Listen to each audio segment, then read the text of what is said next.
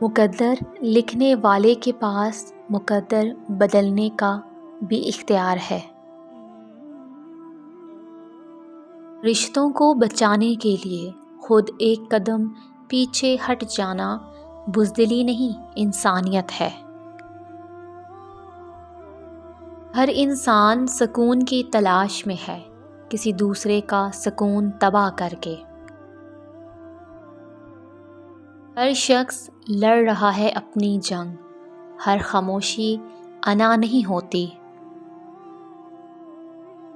حضرت علی علیہ السلام نے فرمایا، جس سے محبت کی جائے اس کا فرما بردار ہونا پڑتا ہے۔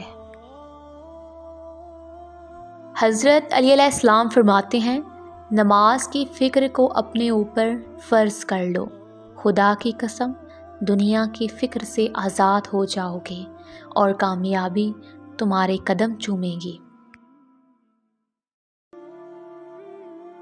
پیسہ رشتہ داری کا لائسنس بن چکا ہے، جس کے پاس نہیں ہے وہ رشتہ داری کے لیے نااہل ہے۔ اذان اور بارش کے دوران مانگی گئی ہر دعا قبول ہوتی ہے۔ جذبات میں آ کر کبھی بھی اپنی جگہ مت چھوڑیں، کیونکہ آپ کے مقام پر قابض ہونے کو ہزاروں لوگ منتظر ہوتے ہیں۔ جوتے اور لوگ اگر آپ کو تکلیف دیتے ہیں تو سمجھ جائیں وہ آپ کے سائز کے نہیں۔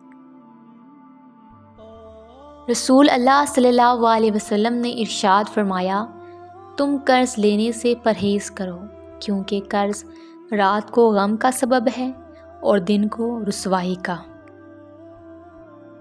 اگر آپ کو یہ ویڈیو اچھی لگی ہے تو ویڈیو کو لائک کریں، چینل کو سبسکرائب کریں۔